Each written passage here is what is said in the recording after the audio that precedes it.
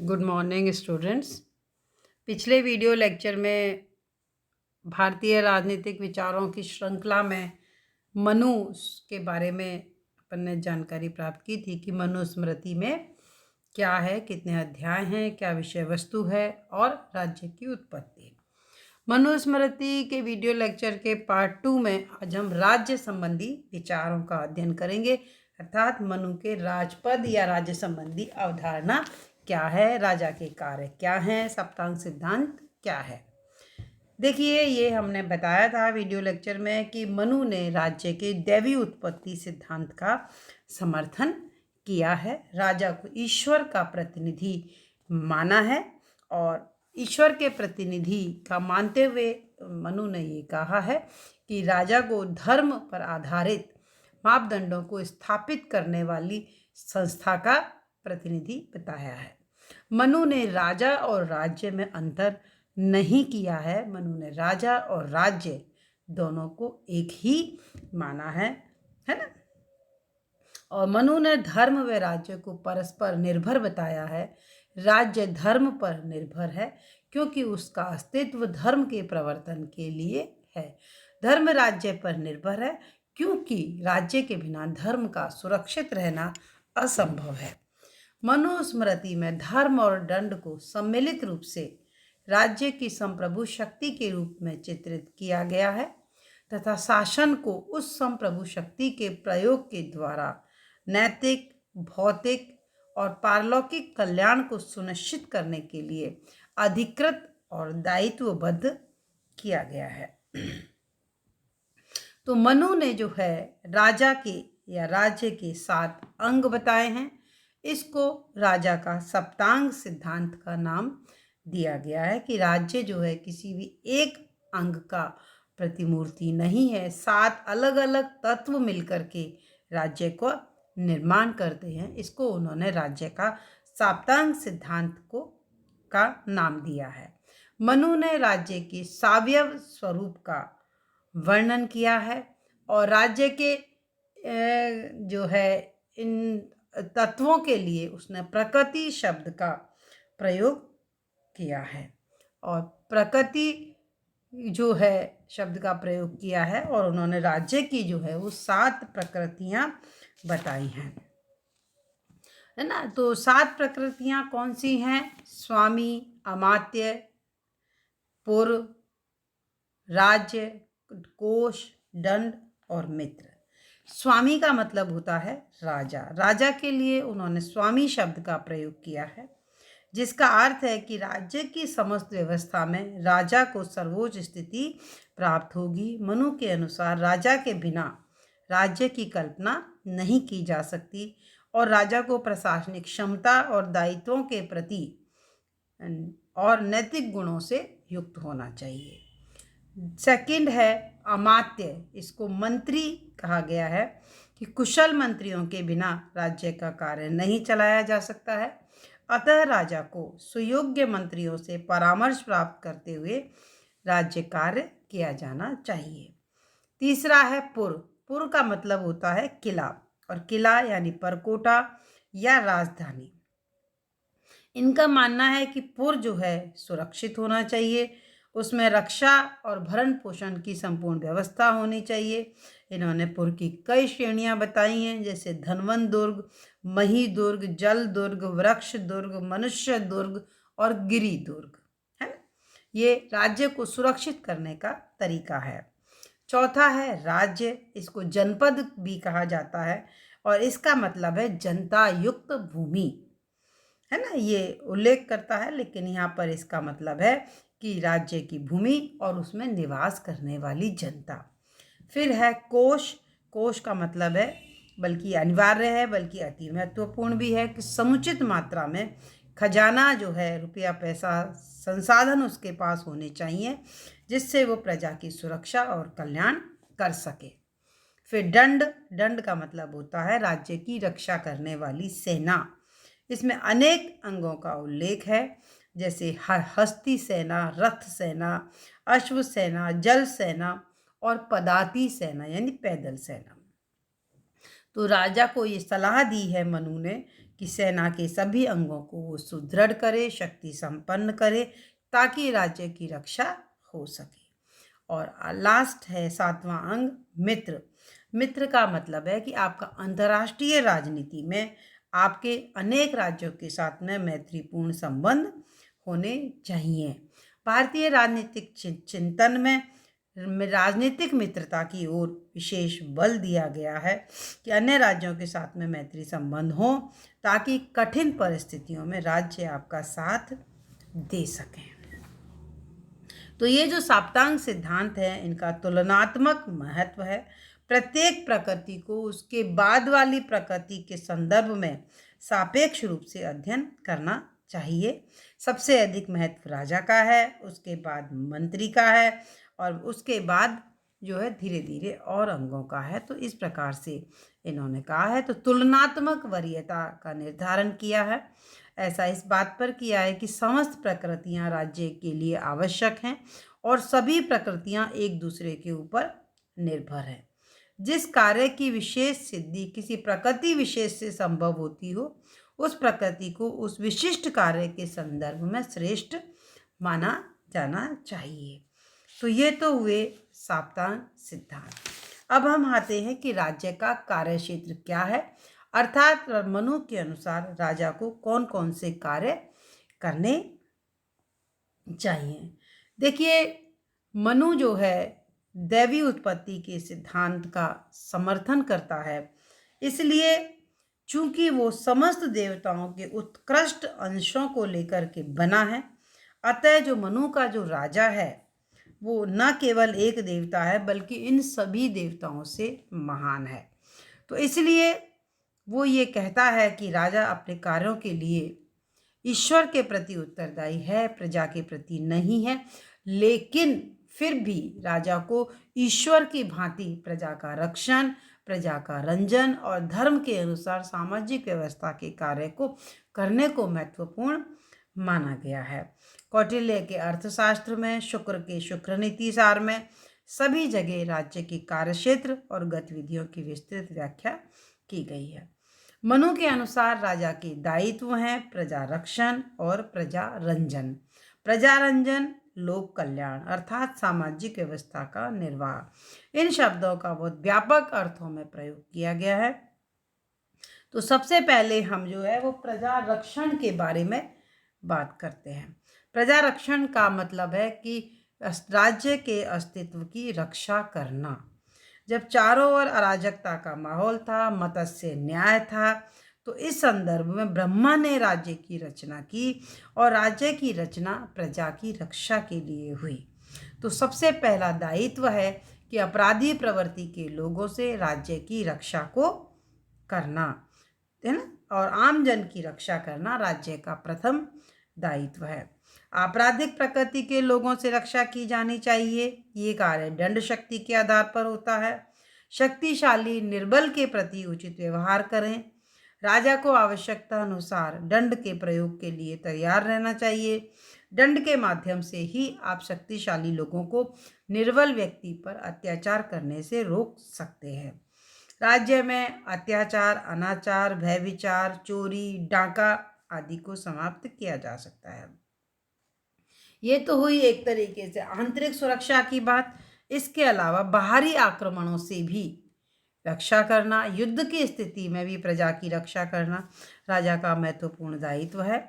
इस संबंध में मनु बहुत बुद्धिमत्तापूर्वक कहता है कि युद्ध से प्रजा को बहुत हानि होती है, अतः राजा को वो सलाह देता है कि अनिवार्य होने पर ही युद्ध करे, अर्थात युद्ध को अपनाना अंतिम विकल्प होना चाहिए।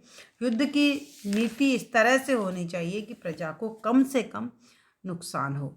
इस प्रकार प्रजा रक्षण के अंतर्गत बाहरी आक्रमण और आंतरिक अशांति दोनों ही बातें जो हैं इस पॉइंट के अंतर्गत में आ जाती हैं। फिर है लोक कल्याणकारी कार्य अर्थात प्रजा पालन, है ना। ये राज्य महत्वपूर्ण दायित्व है। प्रजा का निरंतर और धैर्यपूर्वक पालन करना राजा का दायित्व है। राजा प्रजा के प्रति इस दायित्व का पालन करे, तभी वो प्रजा से कर वसूल करने का और आज्ञाकारिता प्राप्त करने का अधिकारी होता है। राजा का दायित्व है कि चारों जो पुरुषार्थ हैं, धर्म, अर्थ, काम, मोक्ष, इन सब को स्थापना करने में राजा की मुख्य भूमिका है। और मनु ये मानता है कि इसके अंतर्गत भौतिक, नैतिक, आध्यात्मिक कल्याण जो है वो सभी सामने आ जाते हैं। मनु ने ये शासक को सलाह दी है कि समय समय पर प्रजा के सुख और दुख की जानकारी प्राप्त करता रहे और इस प्रकार की आवश्यकताएं जो हैं वो करता रहे। तो मनु ने राज्य का कर्तव्य माना है कि वह अप्राप्त को प्राप्त करे और जो प्राप्त हो उसकी रक्षा करे और रक्षित का हर संभव प्रयास के द्वारा वृद्धि करे, वह होने वाली अभिवृद्धि को सुपात्रों में वितरण करे। समाज के विभिन्न वर्गों को आवश्यकता एवं पात्रता के अनुसार अनुदान देना राज्य का कर्तव्य है। मनु ने राजा से धर्म पूर्वक प्रजा का निरंतर पालन कराने की अपेक्षा की है। शासक ने समस्त विधाओं, त्रयी, अन्वीक्षकी, वार्ता एवं दंड नीति का सम्यक उपयोग करना उसने अनिवार्य माना है। मनु ने शासक को ये चेतावनी दी है कि कोई भी व्यक्ति उसके राज्य में भूख से दुखी नहीं होना चाहिए। अगर ऐसा होता है तो राजा नष्ट हो जाता है। तो मनु ने राजा का धर्म पूर्वक निरंतर पालन कराने की अपेक्षा की है और सर्वमुखी कल्याण को सुनिश्चित करने के लिए राजा के द्वारा समस्त कदम उठाए जाने चाहिए। तीसरी बात यह है कि अर्थव्यवस्था के ऊपर नियंत्रण। मनु प्रजा के जीवन में अर्थ को बहुत महत्वपूर्ण स्थान प्रदान करता है। राजा से यह अपेक्षा करता है कि वो प्रजा से न्यायपूर्वक कर ग्रहण करे और संपत्ति व समृद्धि के साधनों की रक्षा के प्रति प्रजा को आश्वस्त करे और आर्थिक अपराधों से प्रजा की रक्षा करे। इस संबंध में वह कहता है कि कृषि उत्पादन, व्यापार के संचालन की व्यवस्था करे, व्यापारियों के हितों की रक्षा के लिए यथासंभव कदम उठाए और प्रजा के प्रति किए जाने वाले जो आर्थिक अपराध हैं, जैसे मिलावट करना, कम तोलना, अधिक मूल्य लेना आदि से रक्षा करे। फिर आता है अगला कार्य, सामाजिक व्यवस्था का निर्वाह एवं नियमन। मनुस्मृति में सामाजिक व्यवस्था का नियमन और निर्वाह करना भी राजा का एक दायित्व माना गया है। समाज में धर्म की स्थापना करना, वर्ण व्यवस्था को निर्वाह करना, समस्त वर्णों एवं आश्रमों की रक्षा को राज्य के आवश्यक दायित्व के रूप में स्वीकार किया गया है। मनु ने व्यक्ति के जो 4 आश्रम हैं, ब्रह्मचर्य, गृहस्थ, वानप्रस्थ और संन्यास, ये कहा है कि सभी व्यक्ति अपने अपने नियमों का पालन करें। यह देखना भी राज्य का दायित्व है। इसके बाद में न्याय की व्यवस्था भी प्रमुख कर्तव्य है। नीति और धर्म पर आधारित न्याय, मत्स्य न्याय की तुलना में प्रतिष्ठित करना राज्य का परम कर्तव्य है। दंड के भय से ही व्यक्तियों को न्याय व कर्तव्य के पथ पर दृढ़ रखा जा सकता है। मनु ने लिखा है कि राज्य विहीन अवस्था में मत्स्य न्याय की जो स्थिति थी, उसके स्थान पर नीति व धर्म पर आधारित न्याय को प्रतिष्ठित करना राज्य का परम कर्तव्य है। नागरिकों के पारस्परिक विवादों का निपटारा इस तरह से किया जाना चाहिए कि सभी व्यक्तियों में न्याय के प्रति विश्वास उत्पन्न हो। न्याय प्रदान करते समय भावना और दुर्भावना से दूर रहकर पूर्ण निष्पक्षता के साथ कार्य किया जाना चाहिए। निष्पक्ष न्याय की स्थिति को अपनाते हुए ही राज्य समस्त व्यक्तियों में कर्तव्य पालन में संलग्न रह सकता है। राजा को उसने निर्देश दिया है कि रिश्वतखोरी, जुआरी, धोखेबाज, दुष्टों को दंडित किया जाना चाहिए और गलत ढंग से चिकित्सा करने वालों के ऊपर भी भारी जुर्माने का प्रावधान किया जाना चाहिए। इसके बाद में जो अगली जो व्यवस्था है, मतलब जो कार्य है, वो है प्रशासनिक प्रणाली का निर्वाह। राजा प्रजा के प्रति अपने दायित्वों को पूरा करने के लिए सुसंगठित और सक्षम प्रशासनिक व्यवस्था को अनिवार्य मानता है। वो ये कहता है कि प्रशासनिक कार्यों को निर्वाह करने के लिए राजा के द्वारा योग्य अधिकारियों की नियुक्ति और कर्मचारी पद पर नियुक्त किया जाना चाहिए। राजा को ये सुनिश्चित करना चाहिए कि राज्य कर्मचारी प्रजा के प्रति अपने दायित्वों का पालन निष्ठापूर्वक करें। राजा को गुप्तचरों के माध्यम से इन अधिकारियों के बारे में जानकारी प्राप्त करते रहना चाहिए। जो अधिकारी भ्रष्ट आचरण करे उसे राज्य से बाहर निकाल दिया जाना चाहिए। तो ये कहा गया है कि प्रशासनिक व्यवस्था के ऊपर राजा समुचित नियंत्रण रखे और शक्तियों का दुरुपयोग नहीं करे ताकि प्रजाजन का कल्याण सुनिश्चित हो सके। इसके बाद राज्य के अन्य कार्य में वैदेशिक संबंधों का निर्वाह अर्थात परराष्ट्र संबंधों का निर्वाह। वैदेशिक संबंधों के संचालन में विवेकपूर्ण संचालन को आवश्यक दायित्व माना है। राज्य को अनावश्यक युद्धों से बचना चाहिए। इस संबंध में मंडल सिद्धांत, शार्दूल नीति उपायों का विवेक सम्मत पालन कराने के लिए इन्होंने निर्दिष्ट किया है। इन्होंने कहा है कि बाहरी आक्रमण से राज्य रक्षा एक अनिवार्य दायित्व है। परराष्ट्र संबंधों में एक विवेक के आधार पर कार्य करे जिससे अनावश्यक युद्धों में राज्य ना पड़े। और इन्होंने विभिन्न प्रकार के जो नियम हैं वैदेशिक संबंधों के अंतर्गत वो बताए हैं, जैसे अश्वमेध यज्ञ करना, विश्वजीत यज्ञ करना, प्रजा के प्रति पिता के समान व्यवहार राजा के द्वारा किया जाना चाहिए, क्योंकि प्रजा का पालन करना राज्य का श्रेष्ठ धर्म और प्रजा के द्वारा प्रजा पालन जो है वो राजा का अनिवार्य है।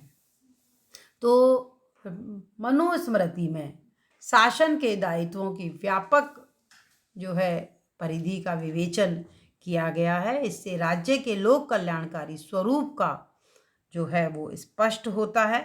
और एक विद्वान के अनुसार मनु के निर्देशन में राज्य द्वारा बनाए गए अनेक कानून वर्तमान कालीन राजशास्त्र के विद्यार्थी को समाजवादी विचारधारा से प्रेरित होंगे। मनु द्वारा चित्रित राज्य एक लोक कल्याणकारी राज्य है जिसमें प्रत्येक व्यक्ति को बौद्धिक, नैतिक और आध्यात्मिक विकास की सर्वोच्च व्यवस्था प्राप्त कर लेने के अवसर जो है वो उसको निरंतर मिलते रहेंगे। देखिए, मनु ने एक तरीके से आधुनिक संदर्भ में अगर हम इसका अध्ययन करते हैं तो कार्यपालिका संबंधी कार्य, व्यवस्थापिका संबंधी कार्य, कानून निर्माण करना, कार्यपालिका संबंधी कार्य, प्रशासन संबंधी कार्य, विधायी कार्य हो गए, कार्यपालिका संबंधी कार्य हो गए, सामाजिक दायित्व हो गए, आर्थिक दायित्व हो गए, न्यायिक कार्य हो गए और धार्मिक कार्य हो गए। तो सभी क्षेत्रों के कार्य में राज्य के दायित्वों को उन्होंने विस्तार और फैलाव बताया है कि कार्यपालिका संबंधी कार्य, व्यवस्थापिका संबंधी कार्य, न्यायिक संबंधी कार्य, आर्थिक कार्य और सामाजिक कार्य, इन सभी क्षेत्रों में राज्य का कार्य क्षेत्र है और राज्य को सभी क्षेत्रों में अपने दायित्वों का निर्वाह करना चाहिए। और राजा को जो है मनु ने जन कल्याण के प्रति समर्पित बताया है ना। तो ये तो हुआ मनु का राजपद संबंधी कार्य या राजा के दायित्व ये चीज। तो अगले वीडियो लेक्चर में हम मनु के अगले अन्य विचारों के बारे में अध्ययन करेंगे। तब तक के लिए